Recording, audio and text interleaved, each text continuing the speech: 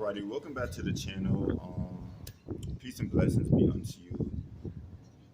This video is another one of those serious videos from the one previously. Like, it's so serious, I don't even have no food. Normally, the routine. I like to snack and be more of a comfortable type of thing. But you can have your snacks if you like. But for me personally, all I have is water. Um, because this is very serious, and I just have to really expose myself for the sake of helping you or anyone else who needs to hear this video. On my channel, I do prefer things to be like lighthearted and type of good, you know cool vibes or whatever the case may be. But at the end of the day, the Lord did call me to come on this platform to be a vessel. And so, first things foremost, that's saving souls and to help the kingdom of God. So that's why I'm coming out with this video, for the sake of exposing myself. And I'm very nervous because I'm actually someone who's very reserved and very low key, and to myself. I like to remain you know, unknown, pretty much. So, whew. So pretty much, what this video is going to be about is addictions. Um, for me personally, I am a certified life coach, and I have been since the age of 24.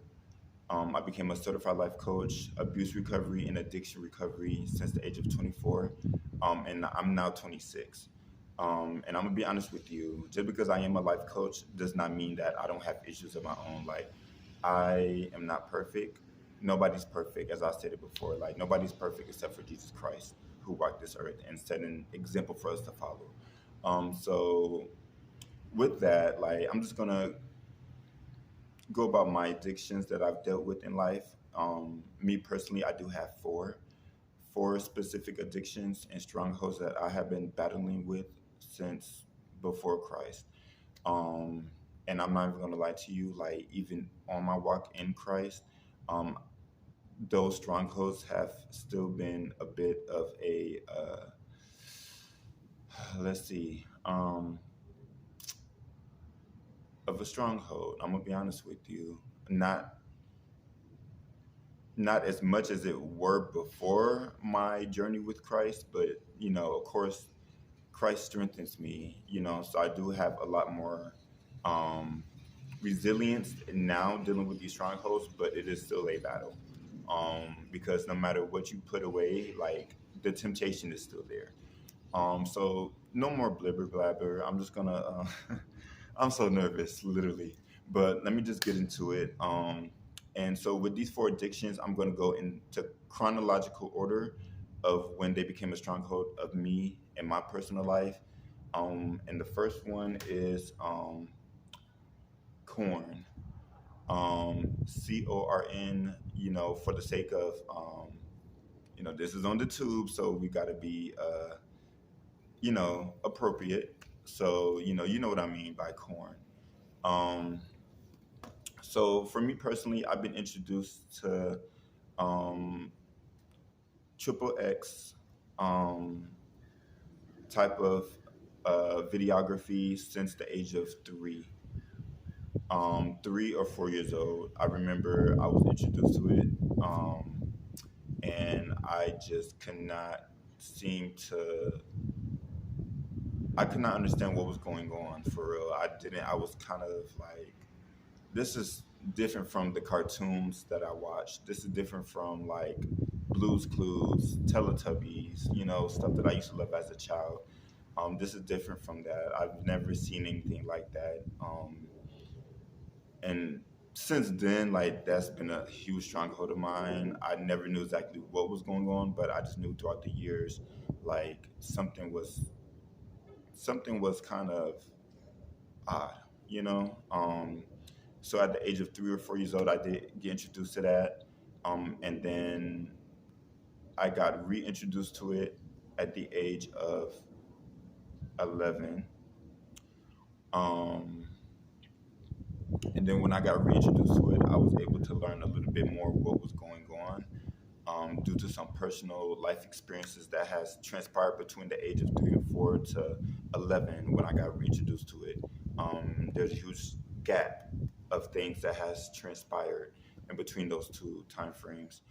So when I got reintroduced to it, at the age of 11, things continued to happen. And then that's when, by the time I was 13, no, actually, I was 12, I began to um, indulge in self pleasure. Um, with that, I could not. I was just trying to mimic what I seen on those videos. But then by the time I turned 13, I would continue to, literally, the day that I remember this, the day that I turned 13, and I was mimicking what I would see on these triple X adult type of videographies. That's when I began to, I guess, puberty came, literally on my 13th birthday, and something happened to where I really became addicted, and that feeling, I would never forget that first feeling when puberty hit, when I turned 13. And since then, I just been. I remember like that first feeling. I was trying to get that again because I don't know what was going on. Something happened. Like I don't know. Like it was like a huge dope. The dopamine felt like fireworks. Like it felt like a bonfire. It felt like just like it felt like, honestly, to this day, like it felt like, I don't know. It was a crazy feeling. Um, and so since then, like it's been a stronghold. Just with that, for me personally, I have been in a situation where I have fornicated, and I have been in situations like that. But um, when it comes to that, like I'm big on like my health, so I know like I can risk getting STDs, or a more um, a more detrimental type of disease and an illness that goes beyond STDs. Um, I know that like I can attract that with people. So with me being a germaphobe and a health freak, I know that like I gotta restrain on who I indulge in those type of activities with. So I will always use that energy towards myself and indulge, and because I felt like it was safer. I felt like it was not as risk taking as, you know including another person into that type of activity. And it was just a lot of stuff that I was just really battling with. And so, yeah, like that's the first one. Um, I remember when I first got into Christ, like back in 2019, um, and you could see it. You could that the very first video on the tube on my page, you can see that. That was literally my very first time in Christ. I was 21, um, very close to being 22. I was like a month away from being 22 when that transpired, and I was just when I got into that honeymoon phase, like it was like 4 months of just um, you know restraining myself and being disciplined and everything like that, and I was able to do it for a while, and it was a pleasurable feeling. Like I felt so pure more than I did it in my child. Like I'm talking like toddler. I felt more pure in the Lord when I was fresh on the walk, like n- newborn in Christ, like born again. I felt more pure in that season than when I did when I was a toddler. And that says a lot on how pure and holy the Lord is, because we are born into sin. So like things happen. As I said before, I did get choked up by the kids of this war, which allowed me to cause not allowed me, but caused me to backslide. And the scripture says, like, when you when you get delivered from something and you go back, it gets worse. So that's something I have been dealing with. And when I mean like corn, because I am, I'm gonna really expose myself. I have to be so honest with you. Um, so with me, like I've dealt with, as far as my sexuality, like I do like both men and women. So like when I'm watching these X-rated films, because of what has happened into my personal life, like as far as women, I'm not going to lust. I don't degrade women. I love women. I don't degrade women. I don't see them less than what they are, what the Lord has created them to be. I do not see women any less than that. However, like, because I do like both, as far as the men, I'm lusty. Like I'm lusty. Like men are like, and I have to be completely honest. Like one thing this channel is gonna be, it's gonna be the vulnerable truth. I'm not gonna sugarcoat anything, um, because of what has happened before.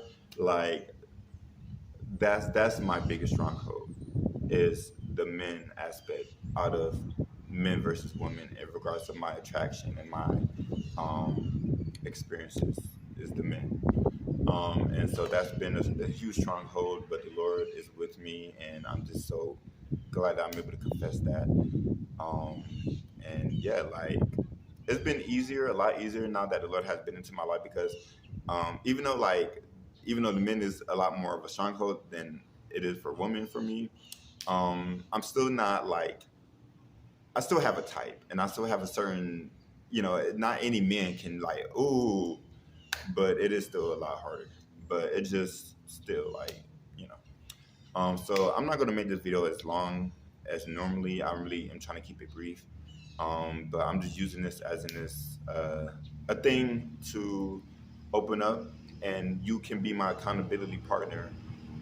You watching this video, because I don't have a therapist. The Lord knows, like, I like to be in secret, but He sees everything, and I need to reveal this, for the sake of my soul and to help others out there who may be experienced not the exact same thing as me, but just similar things, such as corn. So the second thing, as far as my addictions, is gluttony.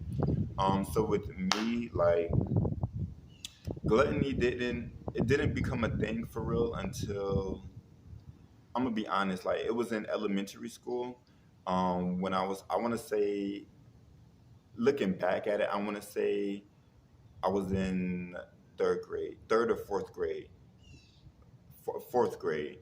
Fourth grade is when gluttony became a thing for me personally, and um, because of things that has happened into my life, like I use food as a coping mechanism, and food became my best friend. Um, my mom, my guardian, the one who was assigned to be my mother. She made sure that gluttony was never going to be like a thing, because she was big on aesthetics. She made sure that everything is looking good on the outside appearance to hide what's going on the inside, and what's going on behind the scenes. So because of that, when she's not around, I would sneak behind her back and just overeat to cope with what's going on internally, all the battles that I'm dealing with, the strongholds, the trauma, the hurt, the abuse that I'm dealing with. Completely honest. Just stuff that has happened since during this time, back in my toddler years, like that I've experienced, up to later on. Like I use food as a huge coping mechanism, gluttony. And honestly, gluttony didn't become in middle school. I remember it started to appear a little bit, not as much. But I remember, especially when I was in eighth grade, gluttony was a huge thing. So I remember it was a huge thing when I was in fourth grade. It wasn't huge, but I that's when it started to become a thing, low key. But then it didn't become a real thing until when I had graduated the fourth grade, and then I took a break. It was like summer break, I remember, and I went to go visit my grandmother, who spoiled me and allowed me to just have my way. And so I became like a glutton, being with my grandmother for summer break, and I've gained a lot of weight. But then after that, I began to get um, back into my normal self, like my normal size. Um, but then I remember like I went to go live with some extended family, and I would sneak food. Like I would steal food. Like money, stealing money wasn't really a thing. Stealing like materialistic stuff wasn't a thing for me. But I would steal food. Like I would be a thief of food, and that was my coping mechanism, like gluttony, like just using food as an escape to cope with these feelings that I've had. And I had to bottle in because I didn't have a therapist, I didn't have anyone I could talk to. At the time, I did not know the Lord at all. As I stated before, I grew up in an environment where spirituality was not a thing.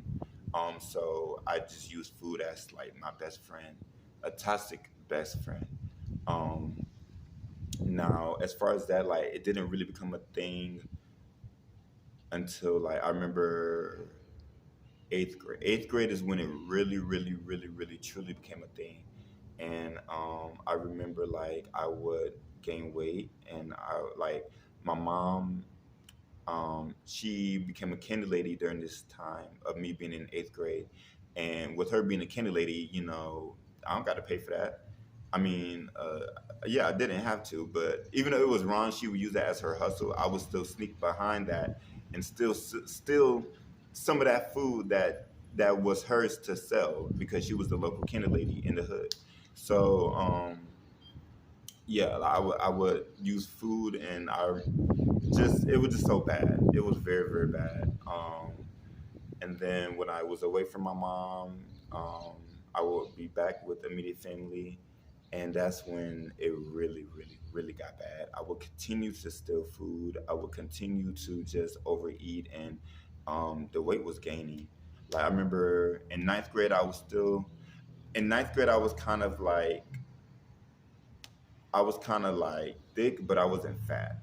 I was getting thick, but I wasn't fat until like 10th grade is when I've noticed like, whoa, like, this is getting detrimental to my health. um 10th grade, 11th grade, I went to go back to my mom. So um like I said before, like she's big on aesthetics, so she made sure that um that was not going to be an issue of mine, to the point where I remember she would force me to eat once a day. I would eat one meal a day, literally, under the guardianship of my assigned parent. And then when I left to go back with my extended family, um, because they're dealing with a lot of strongholds personally, which is not my story to tell. That's theirs if they decide to ever do so. I just know that during me being under their guardianship, I was able to really become a full blown glutton and food galore. I would gain the most weight I've ever gained. I would be in a very low vibrational state. I began to not love myself, and it was just a loop of just no discipline, just putting anything in my mouth, like anything just to get me to be quiet, and to relieve myself from being stressed.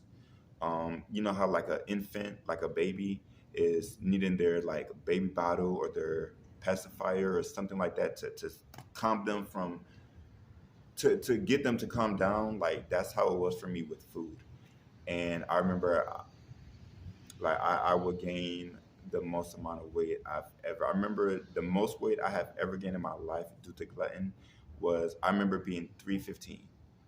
And for someone who is this size that I am right now, this is my normal size. This is the size that I've always been used to in my whole entire life. I've never been like this is the size that I'm born with for all my life since this is my normal size, my normal size. So anytime that I have been overweight, that's been outside of me being in this normal size. And so it's because of low vibrational state, the trauma, the whatever. And so yeah, I remember being 315, like especially when I was in college, like I would like because I was by myself, I would be able to just indulge without anyone telling me to stop. Um, I had no accountability or anything like that. So I would just go haywire. And I just thank the Lord that I'm able to be by myself in this state because I do love myself. And I know when I'm around low vibration, that's when I gain the weight. When I'm in a low vibrational state, that's when my weight is being expanded and I'm being outside of my normal body stature and my normal weight range and just the aesthetics it gets out of control. And so when I'm in my good high vibrational state, I'm able to be normally what I am. And so another one is oh, marijuana. Um, Now with this, I remember I was in high school. I never was really into it. Like my peers were, like the friend group that I was around, they were into weed, and I was one of those people that I vowed to be drug free. Seeing the effect that it had on my extended family, I vowed myself to be drug free, and so I was big on the Dare movement. I was big on just not resorting to that. My first time trying it ever was when I had just turned 18. I was in high school. I had just turned 18, and I had a free period in school, in high school. It was my senior year of high school. I had a free period. I went to go to an associate of mine at the time, friend, their house to smoke, and then I didn't really get it. I was like, it's whatever. But then I got reintroduced to it when I was 19. When I was 19, I did it the second time, and then when I did it the second time, I really felt it more than I did the very first time. The first time I did kind of felt it, but it wasn't as deep. It made me like, I don't get it. But the second time I did it, I was really like I was really high. Like I was like Loader Squad level. Like if you know Loader Squad, the show, like Tyler the Creator or Sweatshirt, that type of the type of stuff that they do, you have to be even though, Tyler, he himself has stated that he's not into drugs. The stuff that they do, it gives off like as if they're high. So if you ever watch that, you know what I'm talking about. I'm not trying to promote that, but you know what I'm talking about. If you know, you know that type of high, and I was like, whoa, like that's fairly new to me. I'm liking this. And then I remember I did get into a relationship the same year being of me being 19, and then my ex at the time, my boyfriend at the time, um, was a heavy smoker, and so I got into it. Um, I didn't get into it with him. I actually got into it through some friends. So when I got reintroduced to it with my friend group,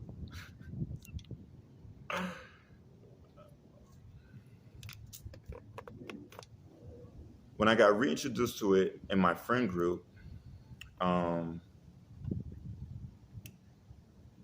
whew, when I got reintroduced to it in my friend group, um, I started to like it, but I did not have access to get it until I went away to college, and then I was in fashion school, and in my campus, in the dorm campus, there was uh, this dealer who was able to supply it, and so I would get it from him, and then I became like, whoa, like really, really, really, really into it, and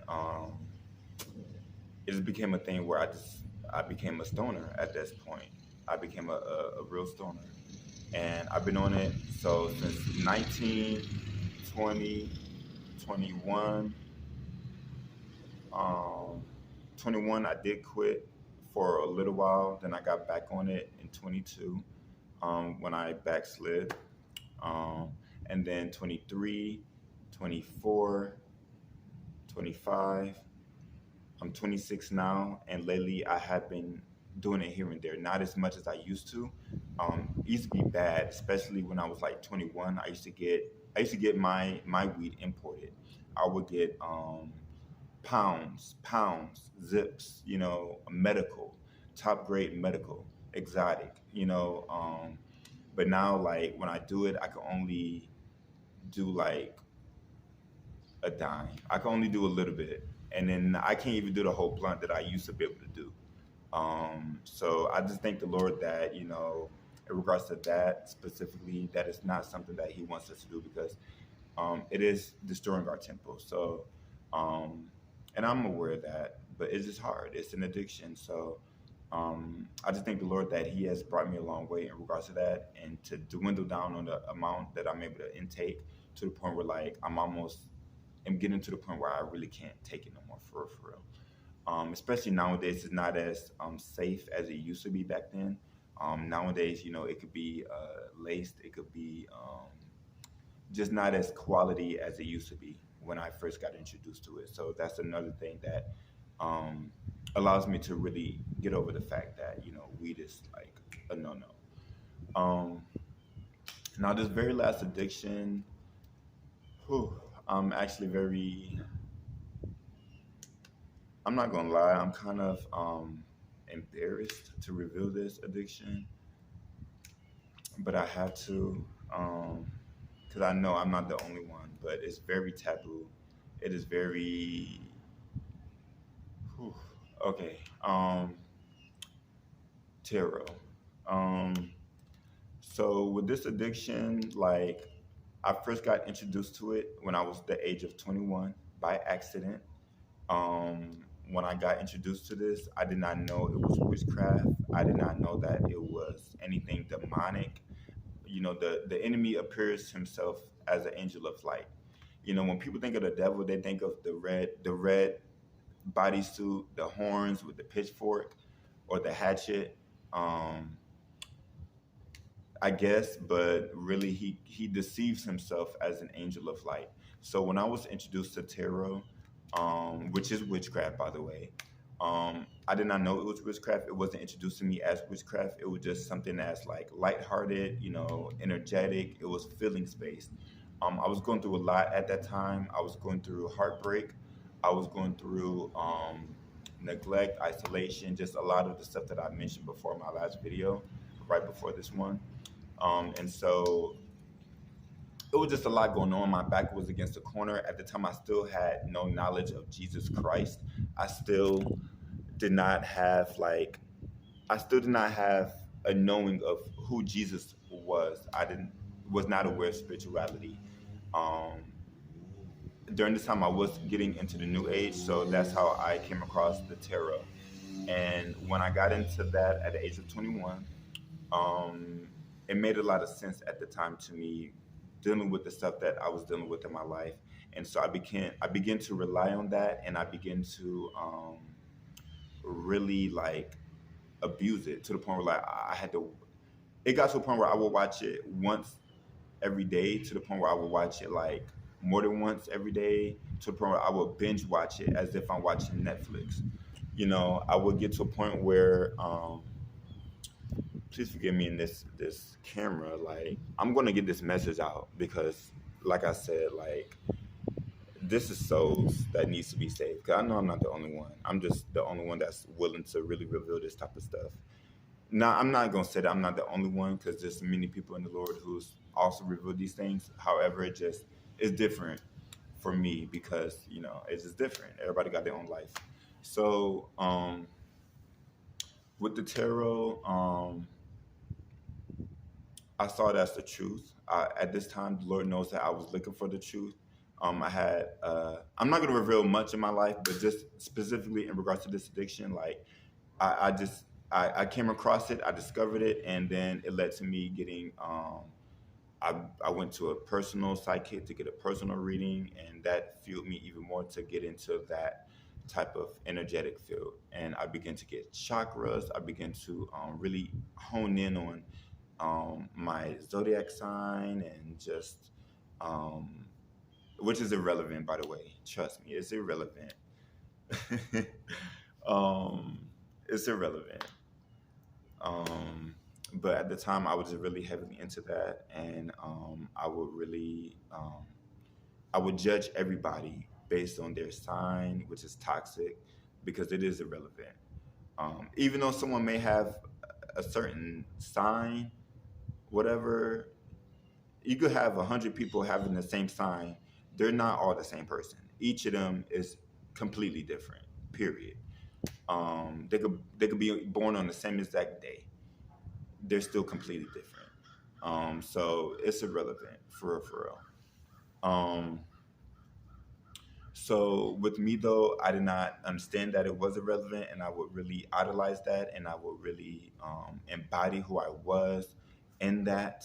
I would really just be addicted to the tarot. I needed to know what was going on. I needed to know who couldn't I trust, because before I got into it, I was dealing with a lot of betrayal. I was dealing with a lot of backstab. I was dealing with a lot. And at the time, I did not have Jesus Christ. I did not know anything about that type of spirituality. I did not know anything about the Lord or anything. So I would rely on tarot, and got to a point where I almost became a tarot reader myself. I remember I was 21 still. I was close to being 22, but I was 21 still. And I remember looking at myself in the mirror, and I had just got done listening to a reader, one of my favorite readers at the time, um, who I prayed that the Lord causes them to repent, because I know that I know this for a fact that they're still doing it. I'm not going to say who, because nobody should be watching that type of stuff. But I pray that the Lord gets them out of that, because I do like them as a person. So, but anyways, I remember like just I was just catching a reading, and then I remember looking. I was literally looking at myself in the mirror. I was in my apartment looking at myself in the mirror.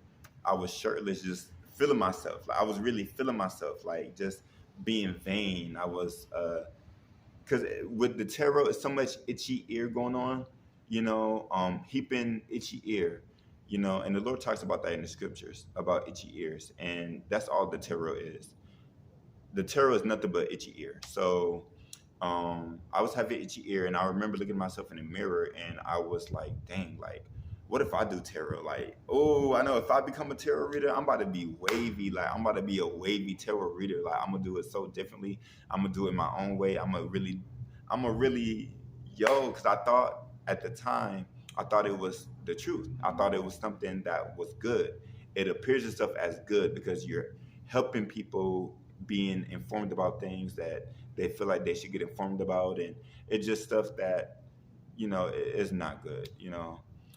Is witchy, is witchcraft, is demonic. You possess demons and all of that. And so I do remember, like, out of all of the information I kept gathering from the tarot, I remember I was still in a state of depression. I was still in a state of feeling like I need to end myself. So that's demonic. And I'm gonna be honest, still to this day, like, um, that is and it's a stronghold. I'm being completely honest with you. And that's why I make this video to expose myself. I'm exposing myself because I cannot appear to you as if I'm perfect. I'm not perfect. I cannot appear to you as if, oh, I'm just the most righteous person following after the Lord, and oh, like, no, because no, that's false. That's false. But I reveal this to you because I know that the Lord is going to deliver me from this completely. And baptism is a real thing. Check that last video. That's a very important video. And so the reason I'm even revealing this video is because I need to reveal myself and my stronghold. So like I said, like it could be free. The Lord can really deal with me, and you or whoever else may need it to see this and hear this video, and you know, for like really get our ducks in a row. As I stated before in my last video, get our ducks in a row so we can really experience the newness and the freshness of life that is Christ once we come up from that water of baptism. So, that's a big vital thing. This video is so important. Honestly, I'm not even gonna edit this. Like, this is no edit. This is raw, vulnerable. It needs to be said. And so, yeah, like I have to get this video up because it's souls. The Lord called me to be on this platform to help His kingdom, and I have to be vulnerable. I have to be real. There's no fake. There's no phoniness about me. There's no none of that. I cannot fake it. I have to be as vulnerable, as real as possible. I have to set myself as a living example, especially since I became an official life coach. I am an official life coach. I went through the courses, I went through the healing. I'm still healing, but majority, I'm like, to be honest, I'm like on the scale of 0 to 100%. I feel like I'm like 75. I'm still, the Lord been teaching me patience on how to deal with the other 25%, which has been extremely hard. But for the most part, I've matured a lot. I've got a lot of these addictions that I've revealed to you is not that big of a stronghold as it used to be. That's why I'm so grateful that I'm able to even expose it. And because back then I could never expose it, I'd rather remain hidden. And that's where the enemy wants you to be. He wants you to keep yourself hidden to where like you don't have nobody to talk to. I don't have a therapist, so I'm not able to reveal these things to a therapist. I'm not able to. The Lord knows it, but it's good to reveal things to the Lord, but it's also good things to have an accountability. So at this point, this video, you're my accountability partner. You watching this, yes, you are my accountability partner. And as you watch, Lord willing, future on, see me progress, you progress with me. I'm gonna still be here to encourage, Lord willing, to grow. The goal is to grow, to never be stagnant. I'm 26 now. Um, my very first addiction, which was corn, since I was the age of three or four, you know, up to now. That's a lot of years. I'm 26 now. From since age 3 and 4, dealing with corn, um, you know, that's that's not good. Dealing with gluttony since the age of I remember being I was in fourth grade since I remember being 8 years old. That's not good, you know. Dealing with marijuana since the age of 19 for real. Being really on it at 19. Starting getting high at 19 for real. That's not good. I'm 26 now. Terror, being on it since 21. I'm 26 now. That's not good. So I'm just gotta be vulnerable. Gotta keep it real. Souls are at stake. The Lord, He doesn't want nobody to perish. He loves. If you're alive right now, the Lord loves you. Whether you love Him, you could hate the Lord. You could be an atheist. The Lord still loves you. Nobody's exempt from receiving His love. He knows you. He created you. So no matter what you're going through in life, He loves you. Period. No matter, you could be Israel, Gentile, no matter who you are, He loves you. Period. No matter, you could be Buddhist, you could be Muslim, you could be Hindu, you could be Illuminati, whatever you are. The Lord loves you. As long as you're breathing, you still have a chance. No matter what the enemy may have you in a state of confusion, you have a chance to receive the Lord, to grow and to heal yourself from the past trauma. And so those are the main four addictions that I personally am has had strongholds in. And glory to the Lord. I just thank you so much for giving me the strength and the glory and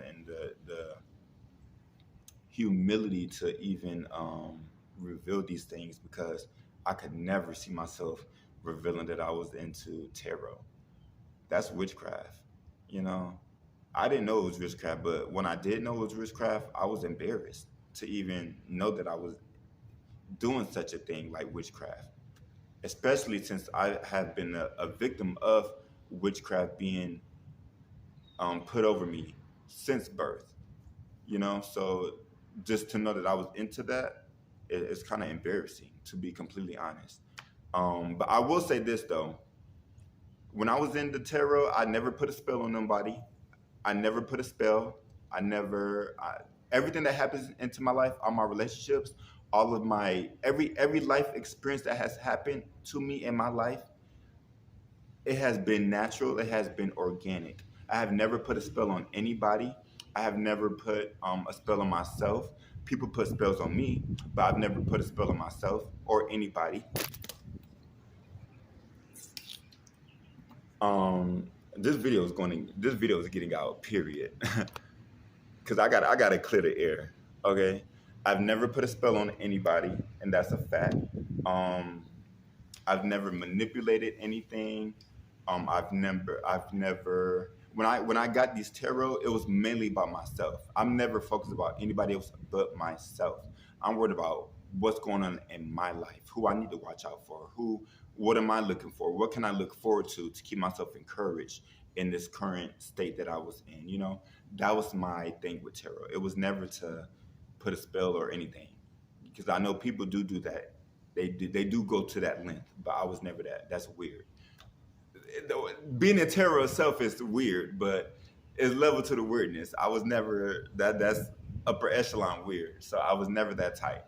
But still, it's still toxic. It's still not good for you. So I just thank the Lord that I was able to reveal that and to really put all of my addictions, lay it here, lay it here, um, corn, XXX videography. Um, and as I said it before, with mine is more of the, um, I'm not degrading women. I'm not, lusting after women. I'll just put it at that. And you know what I'm talking about when I say that. So, that, and then, what is it? Gluttony, overeating, using food as a coping mechanism.